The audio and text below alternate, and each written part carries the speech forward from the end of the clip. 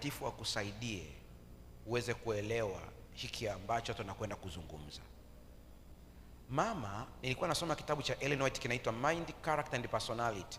Ukisoma book 1 na book 2, nadhani itakuwa ni book 2 ambacho kuna chapter moja inaitwa Heredity and Environment, kitu kama hicho. Kuna tabia ambazo zinarithishwa kutoka mzazi kwenda kwa mtoto, zingine za mababu zinahamia upande wa pili. Ellen White anasema kitendo cha mama kuto kujua kanuni ya urithi ya asili ni kosa la jinai. Kwa hiyo mama anatakiwa ajue kabisa kwamba huyu mtoto jinsi ninavyomuona hii tabia haiko sawa sawa hii. Lakini cha pili anasema mama anatakiwa ajue kwamba sauti, toni ya sauti anayoitumia itajidhihirisha katika ukubwa wa mtoto wake akiwa mkubwa. Zingatia sana vitu kama hivyo. Kwa hiyo kwa haki kabisa, nimesema kwa haki, ilitakiwa wanawake wasifanye kazi za ajira.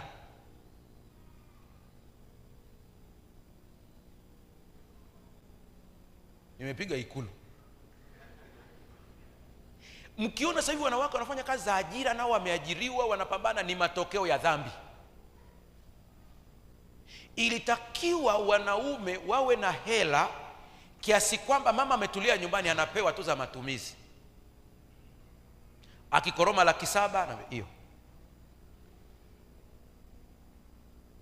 Sasa kwa nini wameamua kwenda na kufanya kazi? Moja ya sababu ni kwamba kuna wanaume wengine wanakufa kabla ya wakati wao.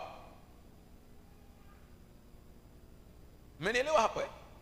Sio mpango wa Mungu mwanamume afe kabla hajatunza mtoto wake akafika utu uzima. Kwa ikitokea hapo katikati mama anajikuta anachukua majukumu. Lakini kipato pia hakitoshi. Stress ni nyingi. Nao wameingia kazini. Wanapoingia kazini wameingia kwenye anga ambayo haikuwa yao. Na kwa sababu hii anga sio ya kwao, lazima ajali zitokee. Lazima. Yuko bize, bosi kamtibua kule kazini. Amepeleka maelekezo yake, bosi hajamuelewa, amemfokea. Anakuja nyumbani anakutana na vyombo vichafu. Stress ya bosi jumlisha vyombo vichafu. Mume naye wametibuana kwenye message. Hasira yote inaangukia kwa watoto. Unajua hata hii style ya mama wanavyobembeleza mtoto ni Mungu amewaumba hivyo. Mwanamke, Mungu ambariki sana. Unaponyonyesha mtoto hivi, sayansi imethibitisha ile furaha ya kumnyonyesha mtoto inaenda katika mfumo wa ajabu wa hisia, energy. Tunakumbuka siku ile nimeongea mambo ya hizo simu hizo, inaenda straight, wameangalia mpaka ile mishipa ya mama kwenye matiti yake. Inaenda straight mpaka wamegundua kwa mtoto kuna sehemu ya ubongo inaenjoy kile kitendo. Niambie habari ya house girl, ninakubali wanatusaidia kazi, wanafanya vizuri, lakini mwisho the best ni mama. Una uchungu na huyu mtoto wewe. Huyu mwingine hana. Kati ya kesi ambazo zilinitoa machozi, kabla sijaja hapa ilibidi niombe ruhusa ya kutumia story kwa kuficha baadhi ya mambo. Nilikutana na mtoto, ni binti wa miaka 15. 15 ni lesbian, ni msagaji.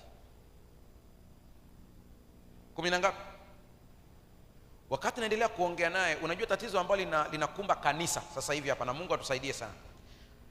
Watu kama hawa wanashindwa kujitokeza kutafuta msaada, maana tumewalebo vibaya. Kwa anakuja na kusimulia na changamoto hiyo, badala ya kumsaidia unapeleka baraza la kanisa. Jamani, dunia imeisha. Nina jambo. Na mfumo huu tulionao, mnisamehe tu maana naongea mchungaji hapa mbele, una changamoto zake, kwa sababu unakuta ukipeleka baraza la kanisa watu hawana vifua. Unaisikia mtaani. Itaenda mwisho wanasema achukuliwe hatua za nini? Za kinidhamu. Na kuna wale wanaojua ambao ni watakatifu kuliko Yesu mwenyewe, wanakuambia tunalitakasa kanisa, wakati wamesahau kuna aliyekufa wapi. Mwisho inaenda inatangazwa hadharani, anaondolewa ushirika kwa sababu huyu mtu mnampoteza completely, hawezi kukanyaga tena. Mama alikuwa yuko busy na kazi, baba yuko busy na ubizi ambao mko nao wakina mama. Mungu awafungue fikra. Huna muda, hata ukija nyumbani huna muda wa kumkagua mtoto. Anayemuogesha ni binti, ndiye anayemuogesha siku zote. Mama hana muda, amerudi saa 10 tena Dar es Salaam yenu hii foleni. Unakuta mpaka inafika siku ya Jumamosi angalau ndipo unaka nafasi ka kwenda kanisani, mtoto hana interest na wewe tena, yuko una dada zaidi kuliko wewe. Hapo sijakwambia ule upande wa pili ambao mmemwachia tena ndiye anayepika. Na wanaume hawa umuone hivi hivi walivyo, ni kwamba yeye ameumbwa kuhudumiwa. Tuache. Rudi katika umalkia wako. Haleluya. Kuna shujaa mmoja ambaye namuita shujaa, ameniacha hoi. Ile staili yake usije ukaiga. Yule mwanamama siku moja alikuwa anafundisha hizi story tu kanisani, nikashangaa na kuja ofisini kwa mchungaji. Nimeenda kwenye ile kanisa, kanambia, mchungaji, nimekusikiliza, kuanzia kesho na resign kazi, nibaki na watoto. Mimi niliogopa, nikamwambia, mtakula nini? Akasema, bora tukose chakula ila nizalishe watoto wazuri. Nimekwambia usiige. Nimekuonya mapema. Sijui ni ile dhamira yake ya dhati na moyo aliokuwa nao, akaacha kazi, yuko busy na watoto, ndiye anaoandaa kuwapeleka shule na nini. Nilitamani kufuatilia baadaye nijue maendeleo ya ile familia yakoje. Palitokea kamsigano kidogo hapo katikati, lakini baadaye wakawa stable. Mungu alichomtendea ambacho kimenishoka hata mimi ni kwamba huyu mama aliamua kuuza mboga, akawa anakata haya madumu namna ya maji haya, ametengeneza bustani nyumbani kwake. Mtaani kwao wananunua mboga kwake. Nikamuuliza, unatengeneza shilingi ngapi? Anasema, unavyoona madumu ni mengi, ukienda kwenye wawake madumu ni mengi, amejaza mbolea bwana. Akivuna hii anakuja anavuna hii. Anasema, nimepiga mahesabu kwa mwezi natengeneza shilingi 500,000.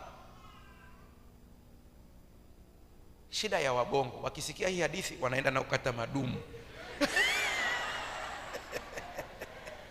Nilikuwa nahangaika na mtoto mmoja, kabinti kadogo, kako primary, nadhani darasa la 3 kama sio la 4. Sikiwa napewa taarifa, katoto kadogo kana mashetani.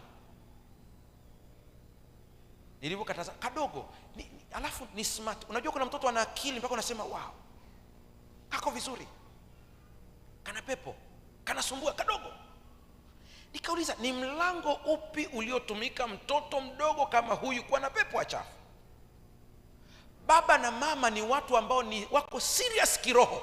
Nikisema hivyo unanielewa, serious kiroho. Kwa hiyo siwezi kushawishika kwa haraka mpaka Mungu anifunulie kwamba hawa kweli wanaweza kuwa mlango wa hiki kitu kimetokea. Hapana.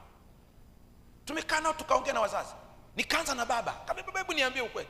Baba kanisimulia kisa cha nini kilitokea. Mnapaswa kuwa watu wa maombi sana kabla hamjaleta wasaidizi wa ndani, house care. Hujui unaingiza kitu gani hapo. Ananisimulia baba. Baba ananiambia hivi, nilishtuka mchungaji. Siku tu amekuja huyu binti hapa nyumbani, nikaanza kushtuka. Akamwambia mke wake. Mke anasema huyu ni mtu mzuri. Kumbe tayari mpaka uwe Nigeria ndio unaweza ukaelewa maana yake. Siku zimeenda. Baba kuna vitu akiviona ana maswali. Bado ana maswali. Siku moja ananiambia kuna kitu kilimsukuma huyu baba kwamba surprise ingia kwenye chumba. Unajua si kawaida kwa mwanamume kuingia kwenye chumba hicho. Simenielewa Lakini kitu mbona kinanikazania sana. Mwisho akaamua kusurprise. Papa anasema kuingia, nikakuta kuna kitu kimetengenezwa kama mtu. Nakumbuka huyu binti ndiye ambaye ameachwa analala na nani? Na mtoto. Kwa alikuja kufanya vituko anavyoweza. Mimi mwenyewe personally nimeongea na huyu mtoto friendly kabisa, nikamdadisi vizuri. Akaniambia, mchungaji, dada alikuwa ananiambia kwamba usiku kuna ndege mkubwa anakuja, na hii habari ananisimulia usiku. Ananiambia ndege yule akija huwa anamchukua mdogo wangu, wanatoka naye wanampeleka huko anapoenda, na baadaye wanamrudisha. Ila huyu mwenye shida ananiambia mimi hawajawahi kunichukua, lakini ndio mwenye shida kubwa sana huyu. Ni katoto smart, kana akili. Msije mkadhani kwamba nao wanataka mtu ambaye hayuko. Hapana. Kwa muda wote vituko vifanyika. Baba kwa ule roho wa Mungu anavyomuongoza, alipoamua kuwa serious, kuna siku tu akaamua kwa Mungu alivyomuongoza. Naweza nisielezee kila kitu kwa usahihi, mtaona kwenye hiyo story ikija kwa kina huko baadaye. Akaamua kwenda pale kwenye ile eneo ambalo limeweka kama nilishuka, lakini kama mtu. Akamwambia yule binti, kuanzia kesho sitaki kuona hili lijitu linakaa hapa. Baba, mimi naweka tu hii nguo hapa, hakuna shida yoyote. Hapana, sitaki. Akawa baba sasa. Haleluya. Siku zimeenda, mwisho kitu kamwambia tuchoma hilo linguo. Akaenda akalichukua ile linguo pale chap, akaamua kulichoma. Siku alipolichoma ndipo moto ulipowaka. Fujo ikatokea, binti anagaragara, mapepo yamepanda. Yule ambaye ndio binti wa kazi wakaamua kumbana kweli kweli. Akamwambia tuambie ukweli. Akasema ngoja niwaambie ukweli, mimi nilikuwa narithishwa uchawi na bibi yangu. Kumbuka umemwachia watoto wako amelala nao miaka mingapi? Au mwaka mmoja usiku. Na yale mashetani anapiga makelele kwamba hapo kwenye hilo eneo, japo siamini kauli za mashetani sana, huwa wanaweza wakaa. Lakini maadamu amekiri mwenyewe ya kwamba yeye alikuwa anaandaliwa na bibi yake, mwisho aliondoka. Lakini huku nyuma ameacha madhara kwa mtoto mdogo.